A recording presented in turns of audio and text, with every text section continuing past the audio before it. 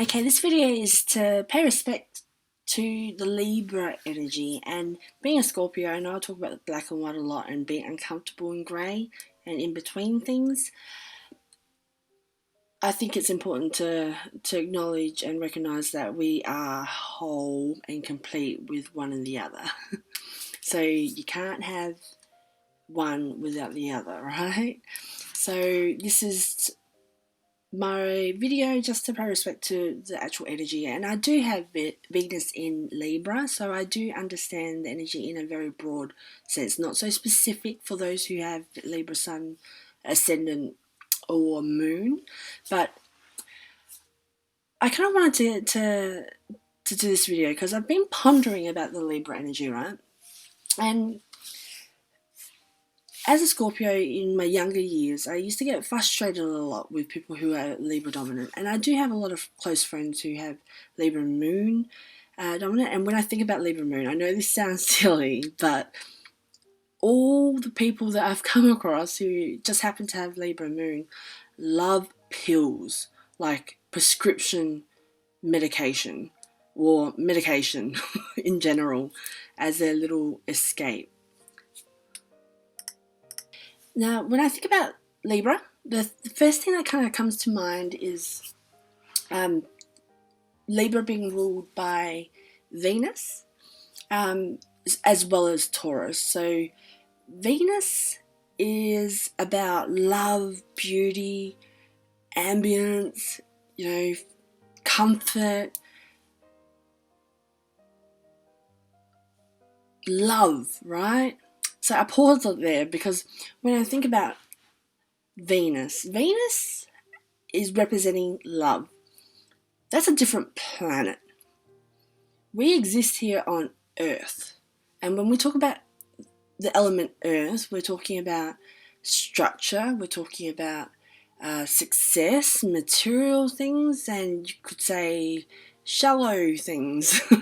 What, society out there, or what magazines kind of show what the ideal, the game of life goals, etc. So what they kind of want you to be out there in the world, in society, right? Now that's Earth things. So that's about, success and, money, etc. But when we talk about Venus and love, we gotta consider those who have Venus dominant in their signs have love within them. And as I talk about, water signs have a natural ability to understand the language of emotions. Doesn't mean that other signs don't understand the language of emotions or don't know about emotions. I believe that all people have emotions and they feel it as equal as the next person. Whether or not we acknowledge it mentally, or if we can mentally acknowledge that energy and label it as an emotion, is another thing.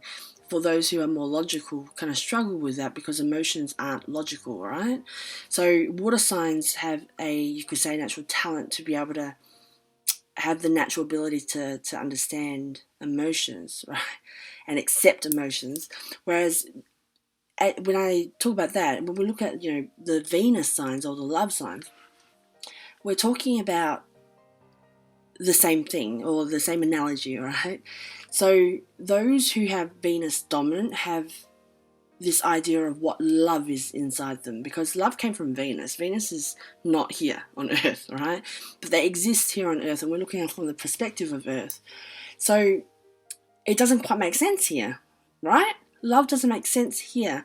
So when we look at from the perspective of Earth and the actual planet in astronomy, Venus rises at very early morning, like dawn, and it's referred to as the morning star. It does a full cycle, and then it's seen on the other side as the afternoon star, I think it is. Don't know, I'm not too sure about the afternoon star, but the morning one is the morning star. And when you Google the morning stars, it's named after Persephone, or it's named after Lucifer as well. And when you talk about morning star is usually referred to as Lucifer, right? And when you hear about Lucifer, who's Lucifer? I don't know much about religion, but he's somewhat a Satan or whatever, right? He's like a fallen angel, which isn't considered in our conscious reality on Earth of what is deemed to be like good. Is the opposite of, or the other, right? So it's not seen as a good thing, but that, if we look at that as, the fallen angel or Satan or whatever, but that's love. Venus is love. How does that make sense? And that always used to screw with my head. It was like information that I had in my head that didn't make sense, right? But it kind of makes sense to me now. When you understand the mythology behind Venus, and I want to just briefly touch on this. Now, mythology in general is a rabbit hole, in a rabbit hole, in a rabbit hole. If you go and look and learn about Greek mythology or Roman mythology or whatever mythology, you go down a rabbit hole and it's confusing, very, very confusing. But this is the story that I have for you regarding the constellation of Libra. To understand the scales of Libra, you need to understand the sign before it. So the sign before it was Virgo. The sign after it is Scorpio. And when I reference Libra is the 7th sign of the zodiac. And when I look at 1 is the beginning of life, and it evolves through the numbers, so 1, 2, 3, up to 7. 7 is the end of life. That's why 7 is such a significant number in the world, right? I think about it. 7 comes up a lot. But I believe that that's all of life itself. After number 7, you've got 8. 8 is Scorpio. Scorpio is represented by death, right? So we need to remember that. So when we look at the story of Virgo to understand Libra, the story of Virgo consists of mother, or the goddess of harvest, or goddess of agriculture, which is Demeter, Demeter. I don't know if I'm pronouncing it correctly. Apologize if I have it wrong. But Demeter is a goddess of harvest, and she had the earth blooming in eternal spring. So things grew, crops grew, etc. And Demeter had a daughter, which is Persephone, and Persephone was beautiful. There was a god, Hades. Hades is the archetype of Scorpio. Scorpio is ruled by Pluto. Pluto is the lord of the underworld, which is Hades, right? So Hades saw Persephone in the story and wanted Persephone. So he kidnapped Persephone, took her on his horse and rode away, and apparently the earth split apart and opened and revealed and allowed Hades to take Persephone down to the underworld. And Hades is the god of, the afterlife and spirits and death, etc., right? Now, when Demeter the mother realised that her daughter was missing, searched far and wide for Persephone and couldn't find her, and one of the water sprites said to Demeter that to let her know that Hades actually kidnapped your daughter and took her down to the underworld. And the mother, Demeter, was fuming, was furious, and she said something like, along the line, she was mad at the earth, and she yelled at the earth and said, how dare you split apart and help Hades kidnap my daughter and take her, and let her kidnap her and take her down to the underworld. How dare you, after everything I've done for you? And she was fuming about this, that her daughter was taken away from her. So she wanted justice, right? Because that's a horrible thing to happen. So she went to Zeus, and Zeus is the god of gods. And Zeus, she said she wanted justice from Zeus, and Zeus said, hey, Hades is my brother who's not too bad. It's not so bad if he wants Persephone as his wife. That's not a bad thing. Hades is quite powerful. And this didn't gel with Demeter, and Demeter was still mad. So she turned, so she no longer allowed anything to grow on Earth. So she wreaked havoc on all the crops, etc., and everything was just a drought. Just nothing was growing on Earth. And it got to a point where Zeus was like, okay, that we need to figure something out because it's not good. So he went down to the underworld to get Persephone. And while Persephone was down in the underworld, apparently she ate 6 pomegranate seeds, and you're apparently not meant to eat anything in the underworld, and each pomegranate seed represents a month. So there was a deal that was struck that for 6 months, Persephone has to go with Hades down to the underworld and stay with him. After the 6 months, she can then return to Demeter, her mother, on Earth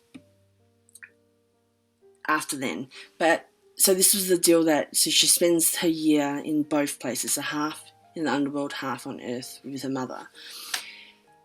Now, Demeter, in the times that she's down in the underworld, Demeter does not allow anything to grow. So when she comes back to the mother, she then allows things to grow and is all okay again, and things are growing again on Earth.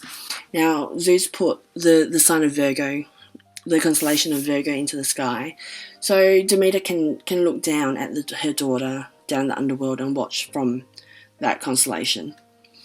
And that's representative of the story of Virgo. Now, the whole part about the whole wanting justice in this story. So essentially, the Virgo is kind of holding the sails, right? So within this story that I just told you, if you remove the scale of justice and balance out of the story, then you've got Libra, and which is the next sign, which represents justice and balance, right? So when we talk about balance and justice, let me just get one thing very clear here. Libra is not balanced. Let me repeat that again. Libra energy is not balanced. No matter where you read, where it represents, balance, it's not balanced. Libra, the essence of a Libra energy is striving for that balance, striving for that perfect in-between where everything is balanced between two opposite places, right? And usually what's being weighed up here is head and heart. Head and heart, right? So when we talk about that, it's art, creating, the right hemisphere of the brain, so things like emotions, creativity, etc. And that needs to be weighed up with head, the left side, which is logic. And this is how it's formed, because we're talking about the perspective on Earth, right? So it needs to weigh up the heart and the head, which is what's expected out there, right? So inside, outside, whatever kind of polarizing opposite or dichotomy you want to refer to, there's always something that's being weighed up between the two. Now, Libra in itself doesn't realize that there's a scale essentially that's being weighed up in terms of what is seen or perceived, or what they believe is even or equal or fair. And however, the scales have been calibrated over the years and experiences and things that they've gone through in their life is calibrated based on these things, right? So it may be objectively, if we could visually see the scales, it might be out of calibration, it might be out, right? Completely. However, it could be to that Libra as equal, even, or fair. And this is kind of rough, and this is hard when I talk to Libras about this scale thing, because it's not something that's conscious. It's an unconscious thing, because it's deep within them, right? Deep within them, so deep that they don't even realize it's there. To actually be, accept and be aware of it is not that easy, right? Because you can't really perceive something that you are, and you've always known to be fact, or true, or, it's just deep within you, if that makes sense. So this is hard, right? So there's always a give and a take that's going on. There's a certain level where things are tolerated and accepted, and what they still see as fair and okay. But as soon as, it could be like a tiny grain of rice that tips the scale, whatever that rice represents, right? And it could be no longer fair, and that's when Libra checks out. Because what they essentially strive for, this energy is striving for that balance. You gotta remember, they're not balanced. They're extremely chaotic within, outside, inside. They're extremely chaotic within, but we don't see that, right? Because when you look at, let's just say a Libra Sun person or Libra Ascendant, they're quite charming. They're beautiful people.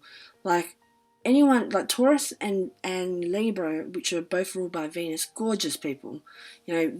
Absolutely gorgeous. Taurus has, the earth part in them, and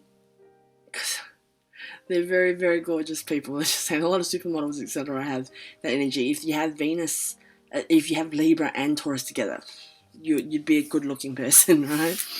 But essentially, Libra is very beautiful because it's Aphrodite, it's beauty, it's love.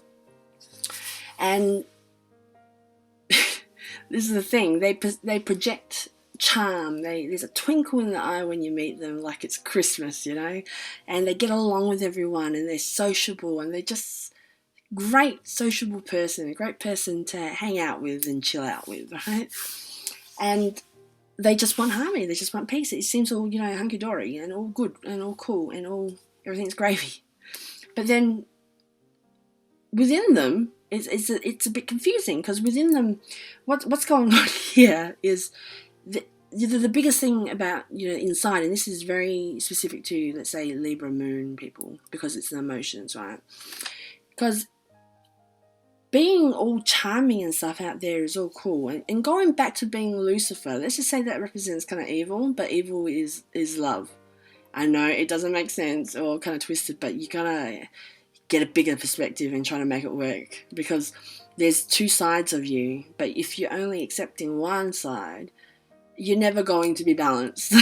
And essentially there's a deep root within a Libra of evolution. If a Libra can accept their, darkness, which is they may be ashamed of, or may not be as sociable or friendly, or what they think that isn't acceptable or liked, or whatever it is, that's what they kind of need to go with, right? So there's this other thing about Libra. Now, I remember, I'm going to tell you a quick story about a friend of mine who was a Libra with a Libra moon, and she went through a breakup, and so she was going out with this girl, and she was totally smitten with her, and something happened. They had an argument where I wasn't too sure, because I was just a bystander, but there was some sort of argument, and then she ended up breaking up with her, right? And what actually happened was, she was so much in love, but then she retracted because she wanted to focus on success and, do all the, she was the, you could say, the more masculine person in the relationship. And she wanted to, focus on, her career and success so she could provide. And she retracted a lot to try to focus on that, because that's her balancing, trying to balance success with love, right? And they had arguments, then they split up and they broke up, and she was torn about it. But she was the one that initiated the breakup.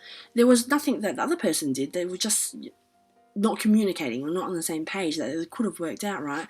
But the thing was, she was in love with her, but she refused to get back with her. And as a Scorpio Sun and Ascendant, where my emotions aren't involved, I'm like outside looking at her going, I don't get it.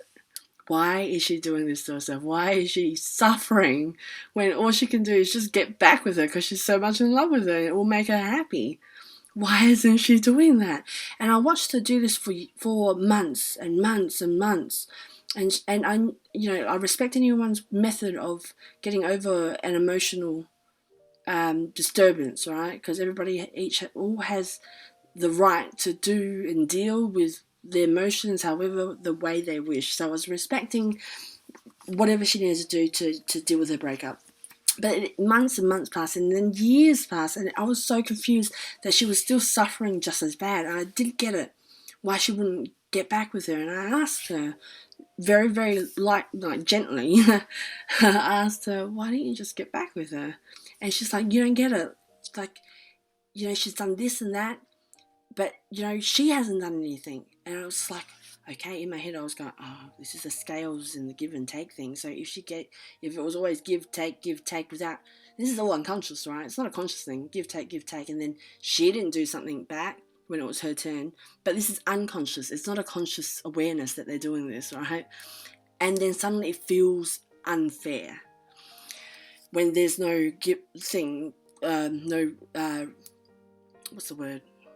When it's their turn. But this is not something that they perceive as give and take. They don't see the scales. The scales are within them, that they don't know that it's there, right? And this is difficult for Libras to hear this, but I think it gives you power when you listen to how I explain it, right? So just bear with me, and hopefully you stick it out to the end. So we've got, and so she was waiting for, she didn't do something, and because she didn't do that, she just couldn't get back with her. And to me, I was just like scratching my head going, huh? I don't get it. But I was trying, like, when someone's emotional, you can't really, be a really, like, a typical Scorpio and just question and interrogate until you understand it's not the time and place, right? And I remember I was just so confused, and it was upsetting watching her suffer like that, and suffer without making a decision, because my Scorpio says just go down that path, just do it. If it doesn't work out, then just go down the other path. That was my logical Scorpio, because my Scorpio I'm not involved, so it's not my emotions, right? So that was how I was perceiving it, and it was so hard for me to try to understand it, observing her just suffering. It was just doing my head in, right? My Pisces Moon was getting quite upset about it. And I remember speaking to a mate who I perceive, and I won't get into it, I won't say the specifics, but he had certain things about him which were very in between. Like, he had the life path number 5. 5 is very in between, like a tug of war of one place and the other. And there were other signs or aspects about him that I saw, like, the way that I interpret that was in between. So I pulled him aside one day, and I went over and I said to him, hey, can you help me understand the grey? And I lightly touched on the subject, and he's like, okay, you need to understand how that what's going on here, it's not that they're just wanting to suffer. Of course not. It's that the pros and cons are completely even in the length of the whatever list. That the good and bad in every decision, in each decision, is exactly equal. Each path has exactly the equal amount or even amount of whatever good and bad or whatever it is, right? It's not easy to choose one or the other, because how can you choose one or the other when it could be either and it's equal? You can't make the decision, so you just get stuck in between. And I was very open at that point. I was just like trying to understand, because he explained it in such a like a vulnerable way that I kind of really appreciated that that he could actually attempt to explain that, because it's not an easy thing trying to explain our emotions or what goes on inside us, right? Hey, it's so complex and complicated. It's like difficult, and the way he explained it, and I could see, the struggle and hurt that came with him verbalizing it in his face. That kind of connected with my heart, and I said, okay, I get it. Everyone's different, right? And this is where, you have to respect and appreciate everyone as they are, because everyone is different with their own way of doing things, right?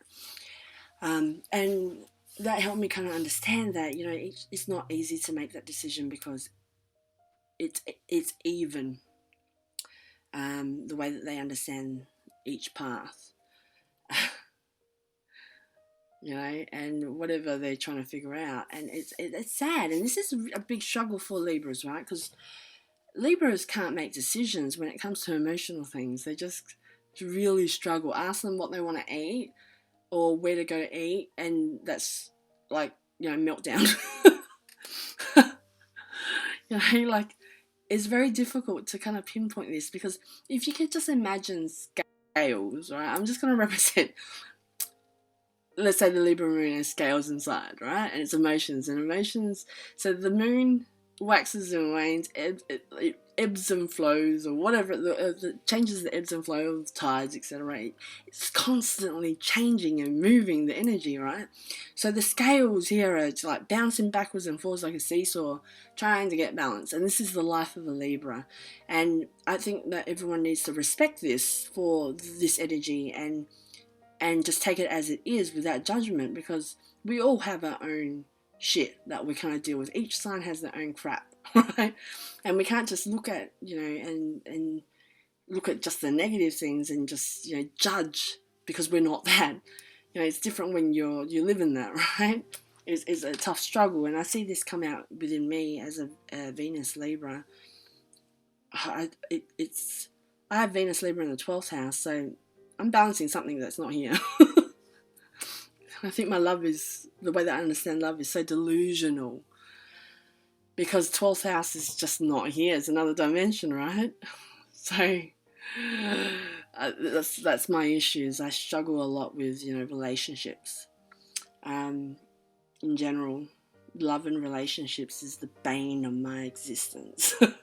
Love and relationships. My current wounds are all evolving around Venus and communicating. And communicating that, right? Interactions. So we gotta, just give them a break, hey? They can't make a decision, help them out. Make a decision for them. But it's rough. It's rough when you see someone suffer, when they go through heartbreaks, etc. Let's just hope Libras are beautiful people. Let's just hope they find someone to replace, whoever that broke their heart originally, right? But this is tough when they're trying to get balanced when it comes to matters of the heart. And it's kind of like, for myself, I to be honest, before I got into astrology, I hated Libras, right? I just couldn't stand the grey, and my ignorant young self just really, really judged a Libra for being so wishy-washy and just pick a path. And I completely regret that. Like, I was young and stupid, right? Because I didn't know that I had Libra in me too. So the Libra Venus is,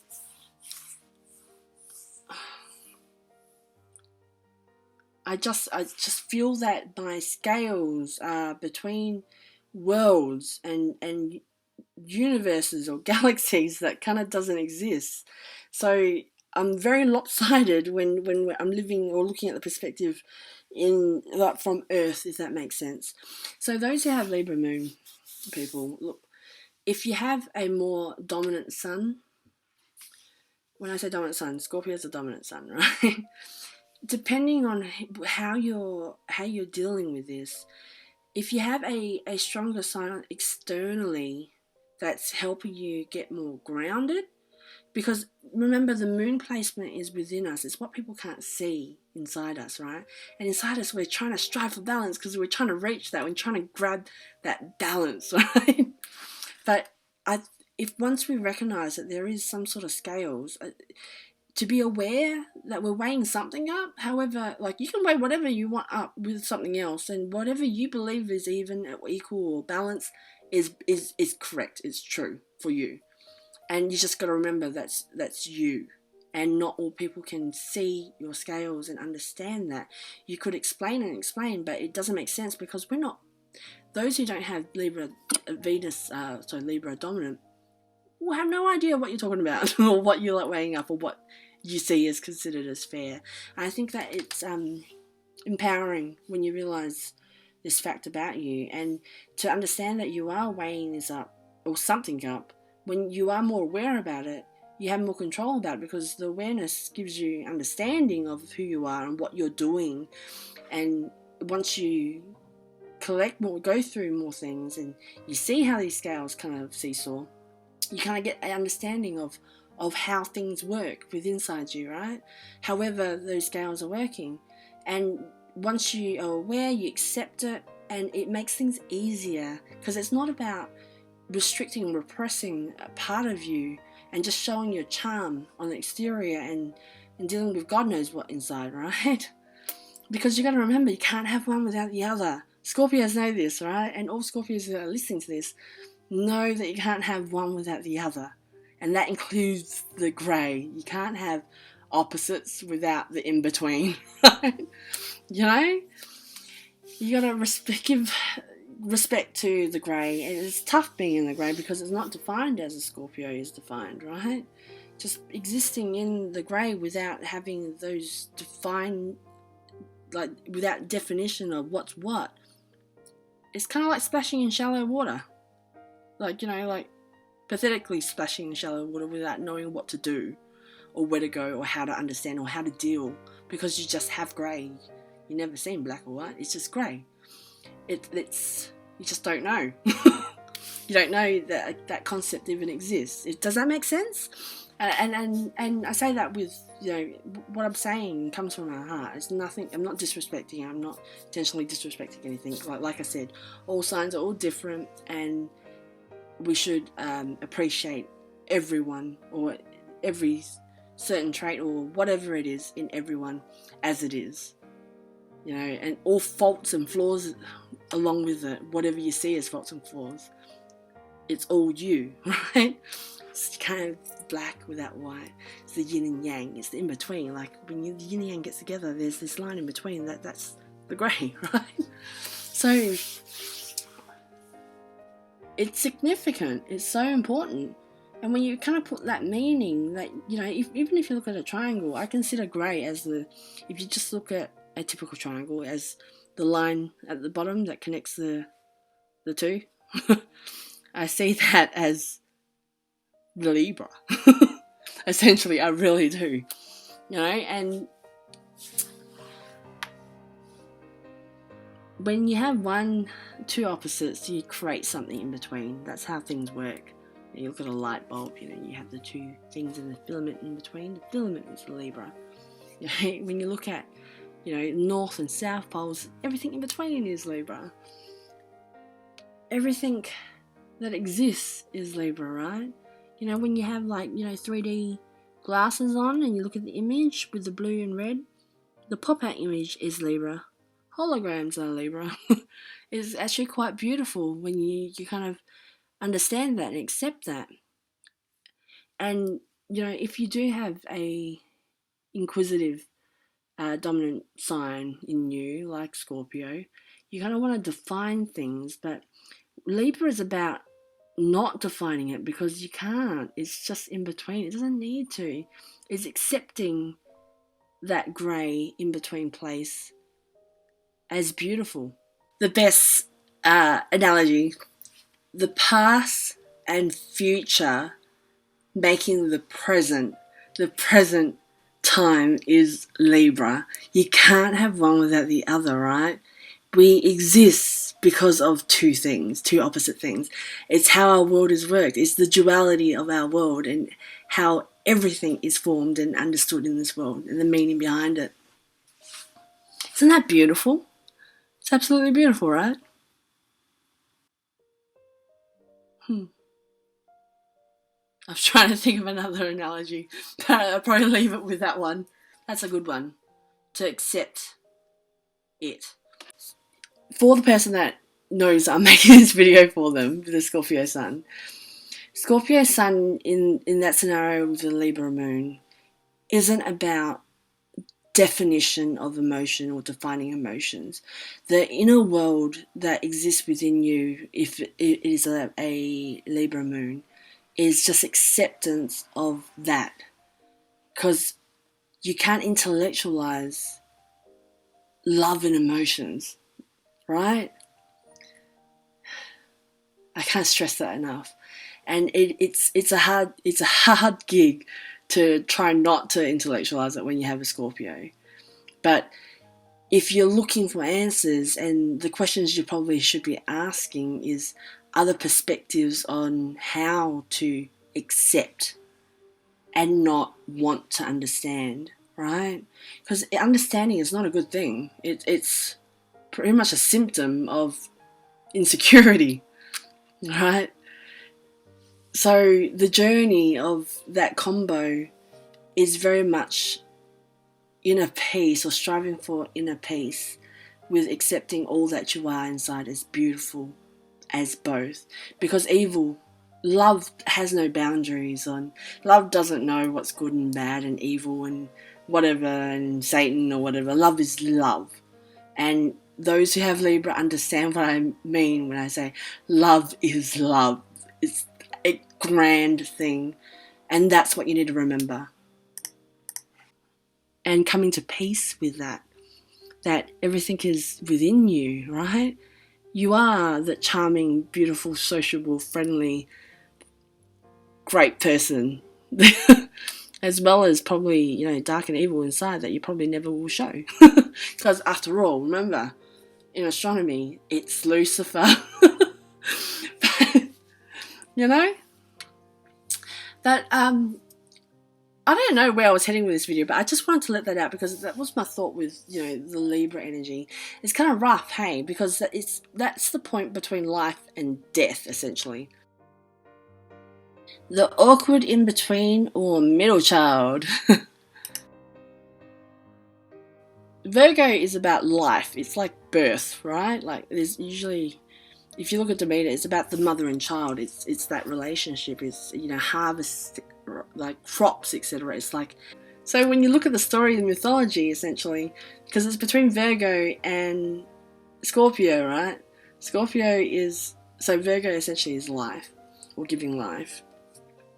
And then Scorpio is death. And you've got this inanimate object in between, which is the scales, which is trying to balance two opposite ends, so life and everything after life. So all the signs from Scorpio to Pisces is everything after. So everything before 7 is conscious, everything after is unconscious, right? So this is the thing you got to do, and just accept that you're always striving for balance. Once you accept that, it empowers you that you own and essentially are the master of your scale as a Libra, and you own everything that what is perceived to be scattered inside, right? But it's rough, and I don't think we appreciate Libra enough, essentially. It's just beautiful people. Like Libra, Moon people. They just don't realise how great they are because they're too busy trying to make decisions, alright? Like I said, help a Libra out, make a decision for them, especially when it comes to food. But that's all for now. I hope you enjoyed the video. And if you have any questions, let me know. If there's a specific placement that you'd like me to look at, please comment and let me know. I'll be happy to give my 2 cents in. Put my 2 cents in and give you my perspective of it. But I hope I help give you some sort of meaning to make you feel more comfortable within yourself, to essentially love yourself just as you are, as beautiful as you are. So keep on trooping, Libras. Thank you. Bye-bye.